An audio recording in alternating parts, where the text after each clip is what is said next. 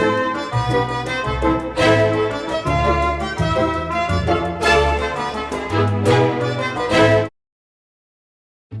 welcome back to TIYTB Challenge Ngaku Dosa Keuangan episode terakhir barengan sama OCBC ini ST.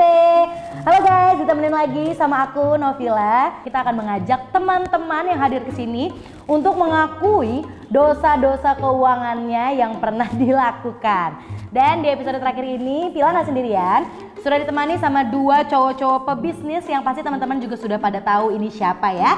Yang pertama kita akan sapa dulu, halo Kak Arif Rahman. Halo semuanya, nama aku Arif Rahman dan aku pemilik bisnis perjalanan What Travel Indonesia. Kali ini aku di sini udah siap banget buat ikutan tantangan TIYTB Challenge Ngaku Dosa Keuangan. Nggak tahu kalau Ruby udah siap belum nih? Halo Kak Ruby. Halo teman-teman semua, kenalkan nama saya Ruby atau lebih sering dikenal dengan @Felixandro. Saya banyak sharing tentang keuangan, karir di Instagram saya @Felixandro. Siapa saya? Saya adalah pengusaha and masih banyak lagi. Nanti kepanjangan kalau ditulis. Langsung aja kita challenge. Oke, mantap flexing. Keren ya. Aku suka yang show off begini ya. Nah, aku jelasin dulu cara mainnya ya. Jadi nanti aku akan kasih pertanyaan seputar dosa-dosa keuangan.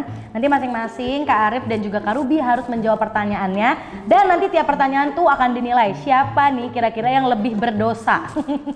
Nanti yang terdapat lebih berdosa itu harus minum jamu dari kita sebagai hubungan sebagai hukuman salah ngomong sebagai hukuman ya. Dan itu tuh nanti jamunya ada 3 level Kak. Nanti yang mana yang diminum sesuai sama dosanya sebesar apa, oke?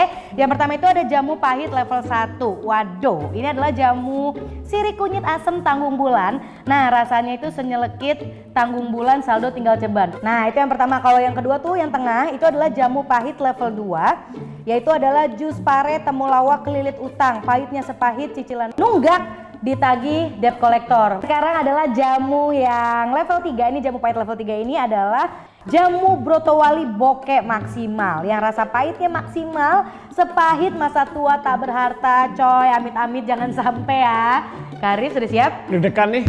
Kalau Kak Ruby sudah siap? Siap, gue malah takut habis nih jamu. Coba kita lihat ya, oke? Pertanyaan yang pertama untuk Kak Arif dan juga Kak Ruby, pernah nggak ya make uang bisnis untuk kebutuhan pribadi? Nah, kalau pernah untuk apa dan berapa banyak?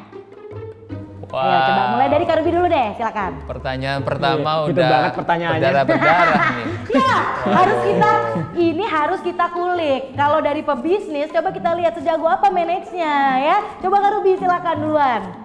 Jadi dulu itu sering bocor-bocornya adalah karena hal-hal kecil yang abu-abu ini keperluan kantor apa keperluan diri sendiri. Gitu kan. Gue lagi kerja di kantor, terus gue mau makan siang. Ini makan siang masuk kantor apa masuk gue sendiri ya? Masuk kantor aja lah gitu. Nah jadi mungkin kalau dihitung angkanya ya kayak Iya. ya udah makan siang kali 20 gitu. Nah kurang lebih gitulah angkanya. 20 hari kerja maksudnya. Oke. Angkanya aku kunci di bawah 1 juta pokoknya ya, di atas 500, di bawah 1 juta 600 segituan lah ya. Sekarang kalau Kak Arif silakan akui dosamu. Dulu awal-awal ketika itu masih belum bisa manage yang namanya kartu kredit zaman dulu. Jadi ketika jauh tempo ada tagihan. Ternyata invoice A belum cair.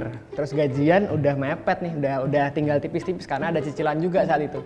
Akhirnya mau nggak mau gimana? Minjem duit bisnis akhirnya. Berapa? Jumlahnya berapa? Waktu itu pernah sampai belasan juta lah pokoknya. Wow.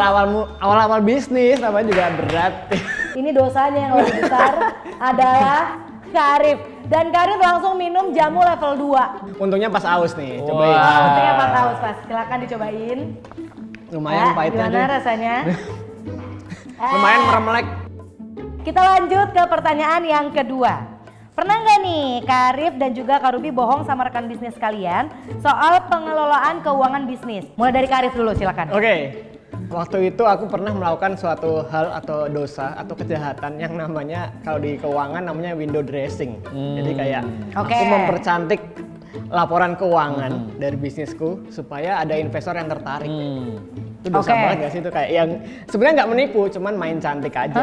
I Gitu. see. Jadi kayak ada transaksi yang kita dandanin kita gitu. umpetin dikit-dikit, yang gede-gede kita Oke. keluarin di depan. Tapi yang pahit-pahitnya kita umpetin. Dosa nggak tuh kira-kira I tuh? see. Iya, iya. Itu berapa persen deh? Berapa persen? 20%-an lah kira-kira. Oke, biar cantik. Oke, baik. Kita simpan dulu jawabannya Kak Arif. Kalau Kak Ruby gimana? Pernah nggak? Siap. Sebentar, saya mau clarify dulu pertanyaannya. Pertanyaannya kan dosanya kepada rekan bisnis kan? Iya. Betul ya? Oke. Nah, jawaban saya adalah saya berbisnis sendiri, jadi saya nggak punya partner. Jadi nggak ada yang saya bohongin. Kalaupun saya bohong sama diri sendiri. Itu valid apa enggak tuh? Iya. Sama klien lah. Oh, kalau sama klien sih kita nggak ada kebutuhan untuk berbohong. Nggak ada kebutuhan juga untuk window dressing. Justru kita kalau kita ketemu klien malah kita harus memelas. Aduh tolonglah Bu, ini udah Oh, segeralah Bu, ini kondisi Oke, udah tidak justru- baik, ini invoice segera cair gitu ya. Nah, jadi Iya, iya. Justru memelas ya. justru dikasih memelas kami bukan ya. window Tolong dressing. dikasih jamu, tolong. Oke, tapi sepertinya harus minum Kak Arif lagi. Dah, kok lagi? Kan dia yang Harus melas. lagi. Kan Ruby yang melas, harus dikasih minum dong, kan melas.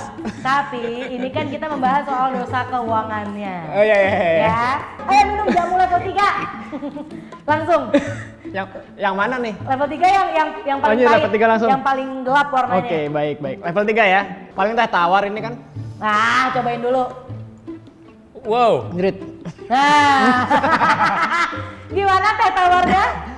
Abis ini aku nggak mau ngaku dosa. Jangan harus jujur habis ini ya. Kita masuk ke pertanyaan yang ketiga. Pertanyaannya adalah selama ini berbisnis nih, apa kesalahan dalam pengelolaan keuangan yang pernah kalian lakukan?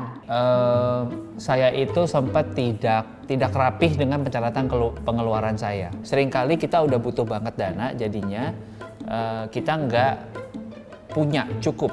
Kenapa? Karena keterlambatan dari saya untuk Oke. ngulik kondisi keuangan. Sibuk ketemu klien, sibuk kerja kesehariannya gitu. Di awal-awal karena saya yang manage uangnya sendiri, akhirnya udah tanggal 30, oh iya lupa belum invoice gitu ya. Oh iya, ini belum ada uang nih buat bayarin nih. Akhirnya malah sering kali pakai duit sendiri dulu, terus talangin gitu. Kak Arif, apakah pernah Iya. melakukan kesalahan? Di awal bisnis kan semua dikerjain sendiri ya, belum ada partner yang banyak, belum punya staff accounting dan lain-lain. Jadi belum waktu itu aku yang mungkin ada basic keuangan dikit-dikit ketika kuliah, jadilah accounting juga. Saya tuh merangkap, udah ngurusin operasional, ngurusin accounting, dan itu salah melakukan pembukuan selama 1-2 tahun pertama. Saat itu aku mengakui pendapatan ketika ketika cash diterima, ketika uang diterima. Sementara itu bisnis perjalanan adalah bisnis yang pembayaran itu bisa kan cicilan terus nih, kita bayar DP, kita bayar cicilan gitu kan. Jadi yang ketika mereka bayar, aku udah akui sebagai pendapatan, harusnya nggak begitu, dan itu berlangsung selama setahun lebih. Makanya kayak laporan keuangan lo kayak untung terus ya, karena kita ngeklaim cash terus masuk gitu kan. Ternyata itu kita belum ngeluarin expense, kita belum ngurangin cost kayak gitu. Jadi kayak lah ini kok untung, tapi ternyata cashnya di perusahaan kok nggak banyak gitu. Kita kayak untung banyak, tapi ternyata pencatatannya salah. Terus sampai akhirnya aku nge-hire anak accounting, dan itu perlu banget. Baru setelah itu kita rapin pelan-pelan, dan setelahnya 2 tahun kemudian ya udah rapi. Jadi tapi di awal pasti dosanya gede banget sih, karena kita harus ngebayarin semua pembukuan dari awal berdiri perusahaan. Oke, kalau begitu aku akan minta dua-duanya minum jamu karena menurut aku dua-duanya termasuk kesalahan tapi nggak parah. Level 1 aja, level 1. Ini ya. Oke, Cheers. cheers. Akhirnya minum. Lanjut ke pertanyaan yang keempat. Berapa dana hedon terbesar yang pernah kalian habiskan? Hedon mungkin waktu di umur 20-an itu sempat ada masanya gue ngerasa pengen punya rumah, pengen punya mobil, itu tercapai, lalu kemudian apalagi nih hidup gitu. Nah waktu itu gue memutuskan untuk hedon 2-3 minggu itu solo trip ke Amrik. Berapa habisnya tuh Kak 3 minggu di US? Antara 50 sampai 60, saya nggak ingat exactly berapa. Oke, aku akan kunci jawabannya Kak Ruby. Coba Kak Arif. Aku pernah men-challenge diriku sendiri untuk pergi jalan-jalan ke luar negeri setiap bulannya, Ruby, waktu itu. Wah, balik-balik cicilan kartu kredit banyak. Nah, 12 bulan aku ngunjungin 18 negara saat itu. Dalam 12 bulan, dan setiap bulannya aku jalan-jalan. Oke, berapa totalnya? Setahun aku nyatet pakai aplikasi pencatatan keuangan, itu dapat mobil lah satu kira-kira. Itu let's say antara 180 sampai 200 juta dalam setahun tapi. Karif, aku persilakan untuk minum jamu brotowali lagi. Jamu brotowali itu yang mana? Yang ini Yang ketiga level 3. ya berarti ya? Dan Cheers. Karubi juga level 3. Wah, sama dong. Biar ngerasain. Cheers. Tadi katanya pada doyan jamu nih. Iya, silakan. Ini pahitnya kehilangan duit. Oh. Berat sih. Guys, ini adalah jamu level 3 yang tadi Pel udah bilang, jamu brotowali pahitnya tuh semaksimal kayak masa depan tak berharta. Jangan sampai ya, makanya kita nabung. Sekali lagi kalau mau liburan keluar negeri, jangan sekali sebulan.